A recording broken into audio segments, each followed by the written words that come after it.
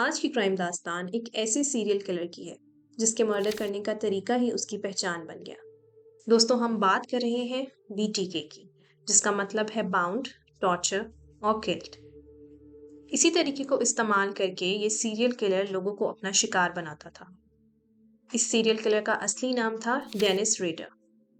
Raider ने 1971 से लेकर 1991 तक 10 बेगुनाह लोगों को कत्ल किया, और ये सब कत्ल करने के बाद भी वो कानून के हाथों से बचा रहा। रेडर 9 मार्च 1945 को पिट्सबर्ग, कैंसास में पैदा हुआ और वो 5 भाइयों में सबसे बड़ा था। रेडर ने विचिटा हाइट्स हाई स्कूल से ग्रेजुएट किया। 1960 में उसने यूनाइटेड स्टेट्स की एयरफोर्स ज्वाइन कर ली और 1970 में एयरफोर्स से डिस्चार्ज लेने के बाद वो विचिटा वापस आ गया, जहां उसने 1971 में पॉला डेल्स नामी औरत से शादी की। 1991 में रेडर ने पार्क सिटी में कॉम्प्लायंस ऑफिसर के तौर पर जॉब की। इसके साथ साथ वो चर्च काउंसिल का प्रेसिडेंट भी था। मुख्तसर कहूँ तो रेडर की लाइफ में सब कुछ बहुत अच्छा था। उसकी बीवी और उसके दोस्तों के मुताबिक रेडर बहुत खुशमिजाज और ख्याल रखने वाला इंसान था, लेकिन उसकी एक ऐसी डार्क साइड थी जो कोई नहीं जानता था।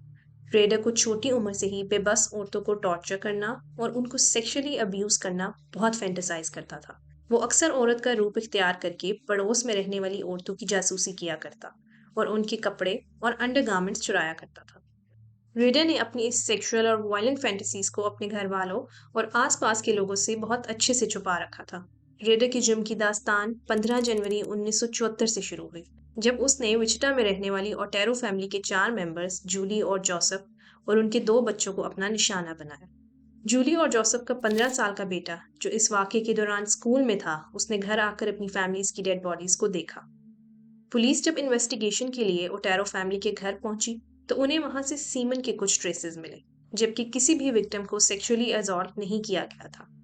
रेडर ने अप्रैल 1974 में कॉलमैन में काम करने वाली 21 साल कैथरीन ब्राइट को अपना निशाना बनाया। इसके घर में घुसने के बाद रेडर का सामना इस लड़की के भाई केविन ब्राइट से भी हुआ, लेकिन वो किसी तरह वहां से अपनी जान बचा के भाग निकला। इस कत्ल के 8 महीने बाद जनवरी में रेडर ने पुलिस के नाम एक खत भी लिखा, जो उसने विचिटा की पब्लिक लाइब्रेरी की एक किताब में छोड़ दिया और जो बाद में पुलिस को मिला, जिसमें उसने लिखा कि मुझे दुख है कि सोसाइटी में ऐसा होता है।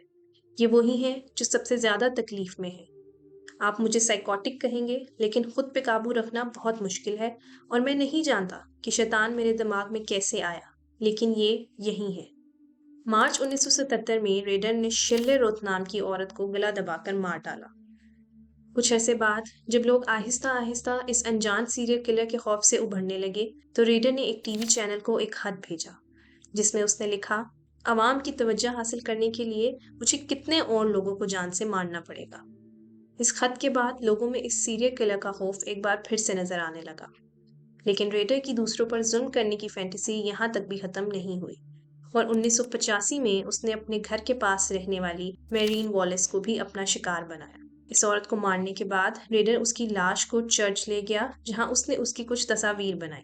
1986 में रेडर ने 28 साल की विकी लाइन को अपने जुर्म का निशाना बनाया और 1991 में उसने एक बार फिर 62 साल की औरत डोलोरस एल लाइन को कत्ल किया। ये रेडर का आखिरी कत्ल था। इतने सारे कत्ल करने के बाद भी पुलिस रेडर तक ना पहुंच सकी और समय के साथ साथ ये केसेस भी बाकी केसेस की तरह कोल्ड केसेस की लिस्ट में शामिल हो गया। 2004 को रेडर के जुर्म का शिकार बनने वाली ओटेरो फैमिली की 30th डेथ एनिवर्सरी पर एक लोकल अखबार ने लिखा कि बीटी के नामी सीरियल किलर या तो मर चुका है या उसे कैद कर दिया गया है। जिसके जवाब में रेडर ने उन्हें अपने एक विक्टिम से जुड़े कुछ एविडेंसेस भेजे, जिसमें उस विक्टिम का ड्राइविंग लाइसेंस और उसकी लाश की फोटोग्राफ्स शामिल थी। रेडर अक्सर मीडिया और पुलिस की तवज्जो हासिल करने के लिए उन्हें खत और अपने विक्टिम से जुड़े एविडेंसेस भेजा करता था।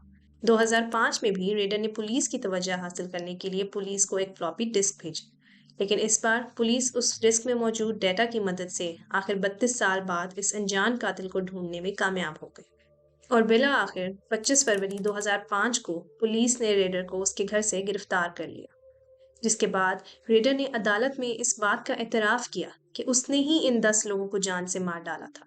इसने अदालत में मजीद बताया कि जब वो अपना पहला कत्ल करने ओटेरो फैमिली के घर गया तो वो सब उसे देखकर घबरा गए और उसने बहुत तेजी से उन सब की जान ली। कंसास में मुजरिमों को मौत की सजा नहीं दी जाती थी, जिसके चलते इस ट्रायल के बाद अदालत ने 18 अगस्त को रेडर को 175 साल की कैद की सजा सुनाई। अदालत के इस फैसले के बाद रेडर के वकील स्टीव ऑस्बर्न ने एनबीसी न्यूज को बताया कि रेडर के खिलाफ मिलने वाले सबूत और उसकी अदालत में दिए गए कन्फेशन के बाद हमारे पास रेडर को अदालत में बेगुनाह साबित करने के लिए कुछ भी नहीं था। 2006 में रेडर के अच्छे रवैये की वजह से उसे टीवी देखने और मैगजीन पढ़ने की भी इजाज़त दी गई। रेडर आज भी एल्डोरेडो के करेक्शनल सेंटर में अपनी सज़ा काट रहा है। तो दोस्तों, ये थी हमारी आज की क्राइम दास्तान। आपको ये दास्तान कैसी लगी कमेंट्स में ज़रूर बताइएगा और वीडियो को लाइक करना ना भूलिएगा।